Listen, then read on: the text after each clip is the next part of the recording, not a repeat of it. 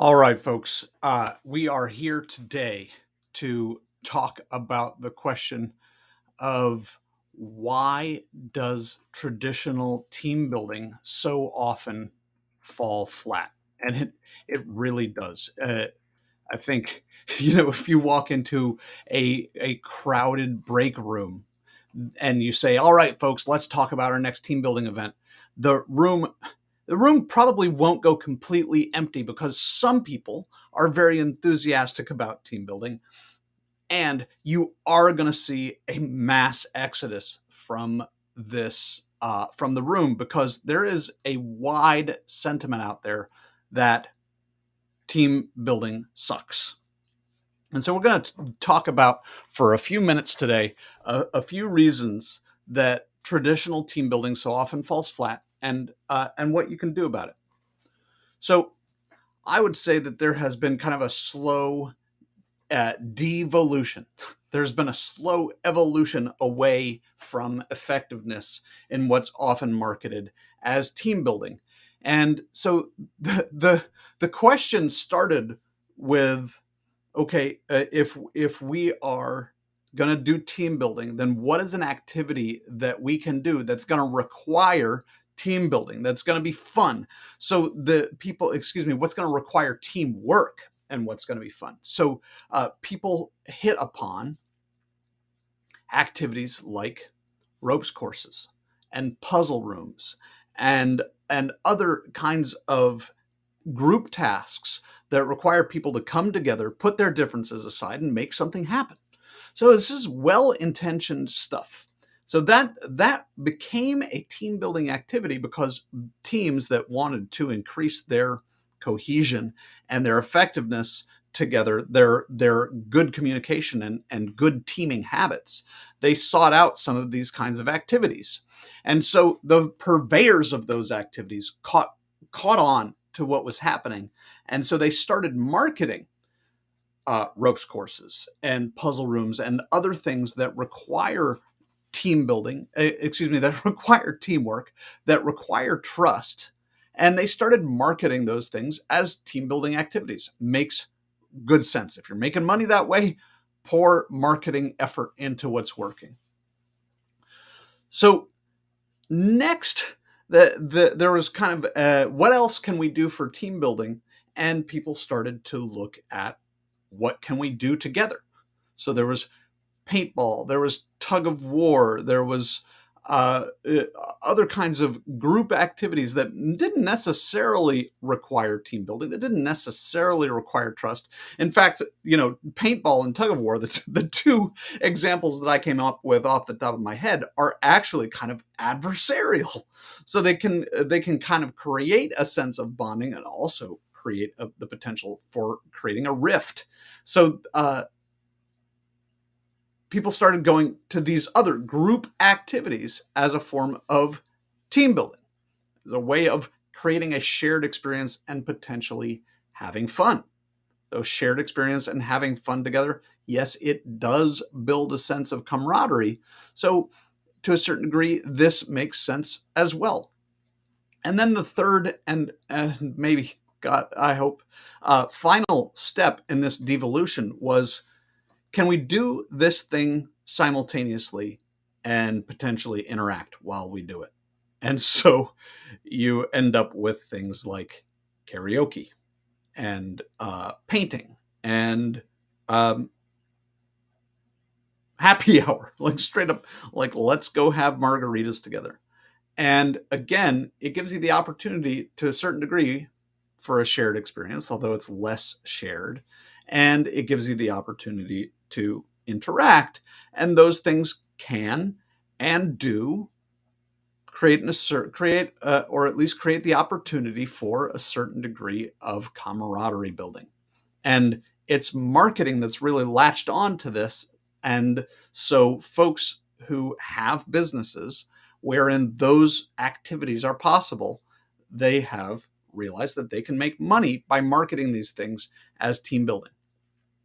And yet we still have this notion that this very common opinion that team building sucks And we have a very common experience that team building doesn't help, that it doesn't lead to change. It doesn't make people communicate or collaborate better. It doesn't make a stronger team out of the team that you have had. So let's look at a few of the reasons that the prevailing market, the traditional forms, these now traditional forms of team building, don't always work. Well, if we go to a ropes course, I promise you I am going to have fun.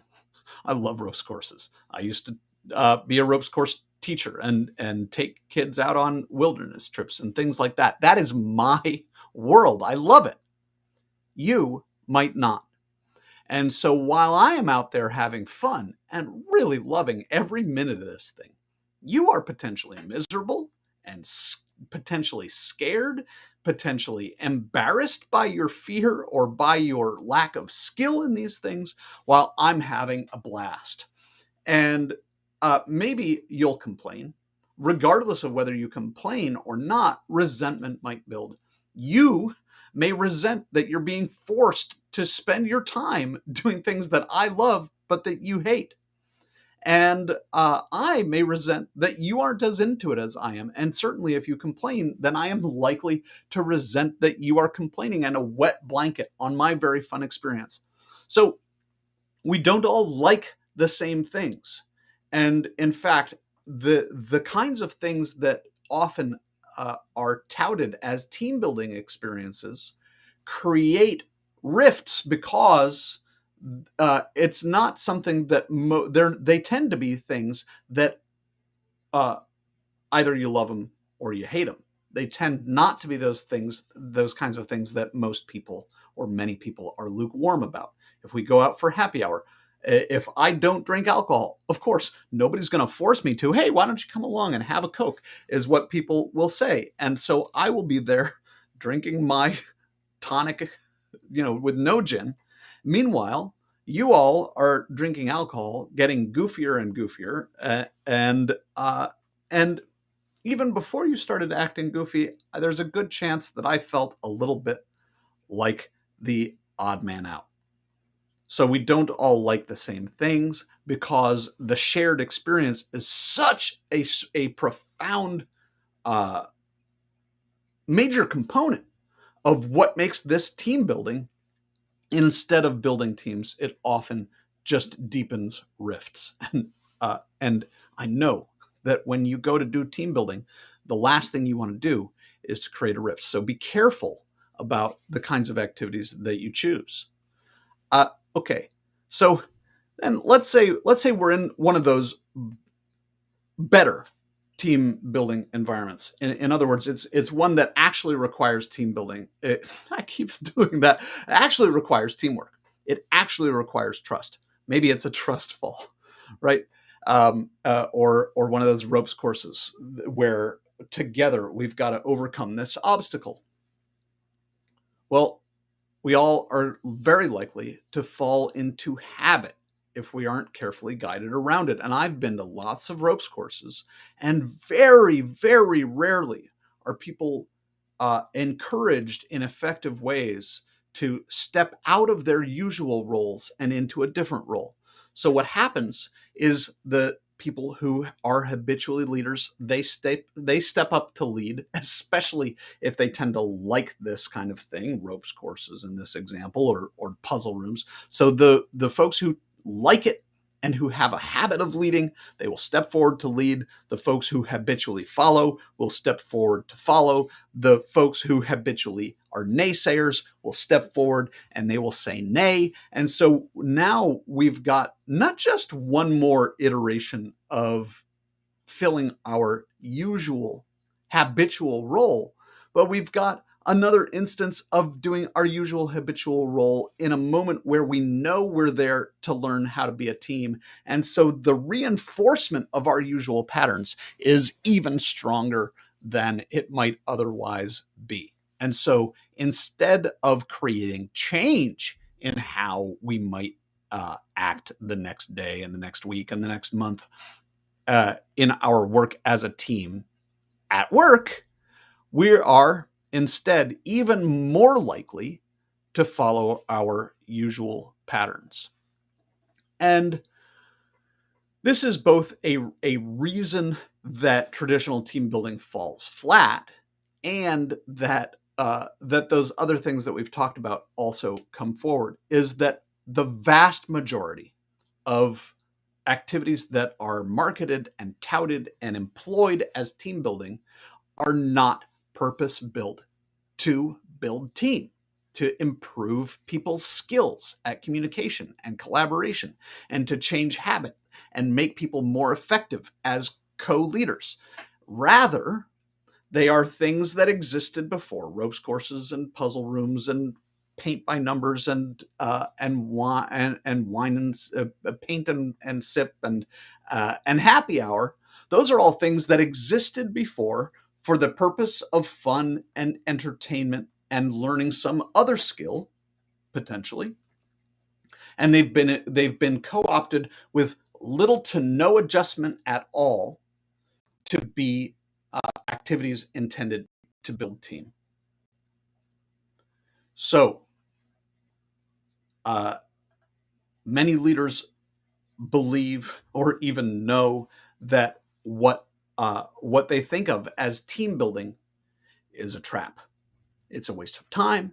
It's a waste of money, and it does not deliver the kind of ROI that they would like to get out of the time and money spent, because this stuff is not cheap and it is not brief.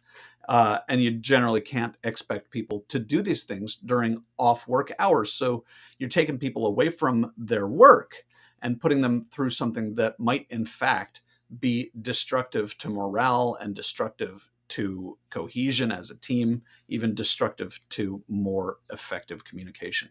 So, in order to avoid this trap, find something, and it may not surprise you, the Yes Works is something that started with the end in mind. It is purpose built to help you elevate communication and collaboration on your team. It's purpose built to help change and adapt habits so that they are more productive, more effective at building a got your back environment where the research shows that people who believe that they are safe, who feel supported by their colleagues and by their employers, are much more productive, much more creative, and much more successful. So it doesn't have to be working with the Yes Works. It might be something that you create on your own if you have skill in devising curricula that lead people to effective skill building and trust building and communication improvement. Find something. I'll say it again, right? As Stephen Covey says, begin with the end in mind.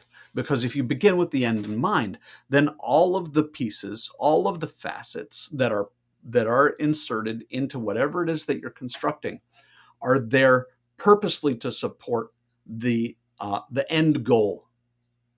So team building as a term has largely been skunked because of the impressions and the very well earned skepticism that people have about team building. And that doesn't make building a team any less important, mission critical, incredibly valuable. So find something, create something that begins with the end in mind, that begins with that goal of building skills and changing behaviors and enhancing, improving communication habits, so that the time and money that you spend in building your team will lead to future dividends, not only for the company, but also for the people who have gone through this experience. If you begin with the end in mind, and this is effective stuff, then some people may like it, some people may not. Both will leave with improved skills and with potentially disrupted habits, with potentially the budding, the new growth of more constructive, more effective, more valuable habits. So there you have it. That is why team building so often falls flat, and a few things that you can do to avoid that trap. Thanks for hanging out with me.